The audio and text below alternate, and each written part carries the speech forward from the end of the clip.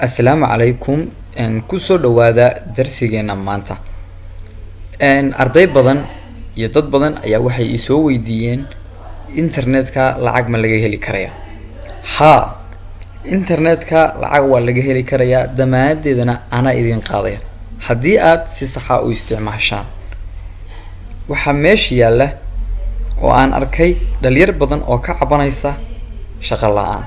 Haddaba haddii ay videogani daawadaan oo ay ka faa'iidaystaan, waxaan hubaa in noloshooda ay maareyn doonaan, dibna looga maqli doonin shaqo la'aan ayaa jirta. Haddaba sidee ayaa internetka looga shaqaystaa lacagna looga helaa?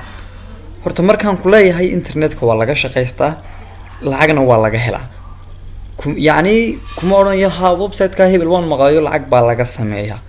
For really waxaan kaala hadlayaa oo aan kuu sheegayaa website-dada anigu aan isticmaalay iyo website-dada aan lacagta ka sameeyay ee wadooyinkooga aan hadda hayo ayaan idiin sheegi doonaa. Haddaba website-dada aan sameeyay ama aan lacagta ka helo ama internetka aan lacagta ka helo waa maxay baa meesha yaalla soo maaha. Ta kale aan idiin damaanad qaadaya waxa weeye inaan idiin sameeyo oo aan idin tuso sida aad u samaysan lahaydeen akoon Mareykan ah ama akoon European ah, hadhow toola adoo Hargeysa joogana lacagtaada ay kuugu soo dhacayso oo aad kala baxayso adduunka meel kasta aad kala joogto, ama Somaliland ama Soomaaliya ama waddan kastaba. Haddaba wadooyinka internetka lagaga shaqaysan karayaa waa wadooyinkiiba meesha yaalla ee anigu aan sameeyay lacagna aan ka helo. Concept good aan idinka siiyo.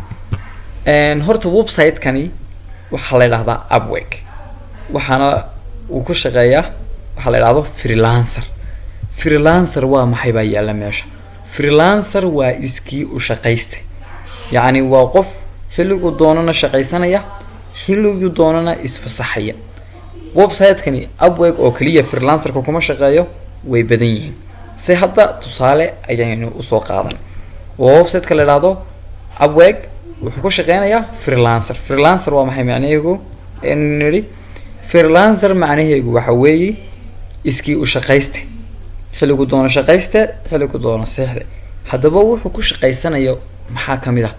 Shaqadan freelancer-ka waqtigu doonana uu shaqaysanayo, waqtigu doonana uu ka baxayo maxaa ka mid ah? Haddii aad tahay qof luqado yaqaana dhowr luqadood oo translator ah, waad ka dhex shaqaysan karaysaa freelancer-ka.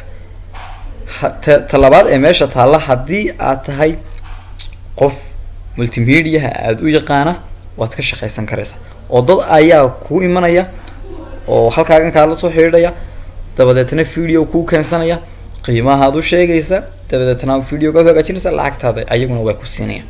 Qaybta aynu ku dhaafno inagoo laakiin hadda tolo videoyada dambe sii dhexgeli doona oo calaa website u sii dhexgeli doona. Website-kan kale ayaa meesha yaalla isaguna. Website-kan kale isaguna waa Redbubble. Redbubble muxuu qabtaa baa meesha yaalla? Redbubble waxa weeye print on demand. Print on demand waa maxay baa meesha taalla? Print on demand yacni waxa weeye haddaad tahay qof designer ah, waxbaad design garaynaysaa, dabadeetana design-ka aad design garaysay ayaad soo dhexgelinaysaa Redbubble. Kadib markaad soo geliso, qiimaha aad siinayso design-ka adigu aad samaysay ayaad ku qoraysaa. Kadibna waad iska seexan, dadka soo booda ee design-kaaga ka hela qiimaha aad siinaysana waad ku qortay, way iibsanayaan. Akoonkaagii aan kuu sameeyay aan damaanada kaaga qaadayana uu kugu xidhay, lacagtaada ay kugu soo dhacaysa. Kadib markay iibsadaan waxa loogu daabacayaa iyaga haddii gal loogu daabacayo, haddii loogu daabacayo dhar, haddii loogu daabacayo weel, yacni ay nooc haddii loogu daabacayo, ayagu design-kooga waa loo geenaya oo waxaa u geenaya design-kii oo u daabacaya shirkadani Redbubble. oo markaan print on demand ku leeyahay Redbubble oo kaliya kuma shaqeyso, ayaguna sida freelancer-ka kale ayay u badan yihiin. waxaa jirta March by Amazon, waxaa jira Society, Redbubble way badan yihiin. oo haddii aan concept yar oo guud ama meel yar dhow aynu ka eegno, waa shirkadaha wadanadeena ka shaqeeya sida Sagalcad oo kale waa print on demand Sagalcad soo ma, yacni dad bay keensatay shaqaale ah oo designer ah, adiga u imanaya customer ah, dabadeetna waxa aad doonaysaa ayaad u sheegtay, dabadeetna way ku design gareeyeen. designka ay ku design gareeyeen oo kale weey kana yacni iyaguna dadkii ay u yeedhi laayeen oo shaqaylaha ayaa by online ah adiga meesha ku jira qof ka shaqaysanaya ayaa tahay designka aad samayso ayaa la iibsanaya sida adiga istigal chat kaaga iibiso kale waa sida print on demand kuna freelancerna waynu sheegnay isagana waa iskii u shaqayste haddaba waxa kale oo meesha yaala website-ka kale ee la yiraahdo isagana Beerfly waa maxay baasna meesha taalo Beerfly iyaguna way badan yihiin oo sida kuwan ay u badan yihiin oo kale ayay u badan yihiin sayma mid kaliya aynu ka soo qaadanay hadhow talo waynu si dhex galgali doonaa Beerfly waxaynu ka qaadan doonaa qaybteeda affiliate waa maxay ba haddaba meesha taala affiliate waa dilaalnimo haddaba maxaa dilaalaysaa ba meesha yaala waxa aad dilaalaysaa ma aha waxyaalo kale yacni waa website-kan offers dhex yaala ama alaabta la ayaad adigu iibinaysaa sideed u iibinaysaa sideed u keenaysaa dadka iibsanayay ayaa meesha taala waa inaad lahaataa website waa inaad lahaataa website-kan hadda waa website-kayga waa inaad lahaataa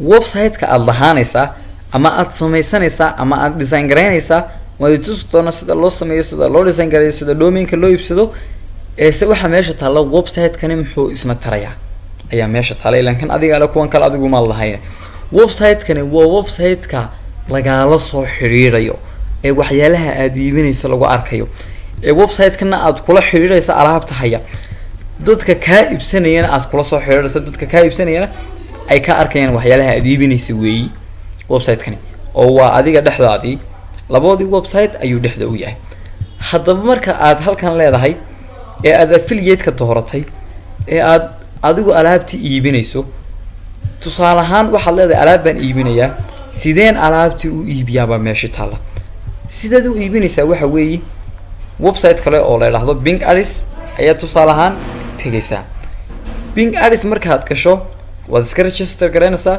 waxa la yiraahdo campaign ayaad sameynaysaa waan idin tusi doonaa campaign-ka marka aad samayso lacag ayuu ka qaadaya waxaad leedahay aniga cala qofkii aad ii keento Bing Ads xisaabi 0.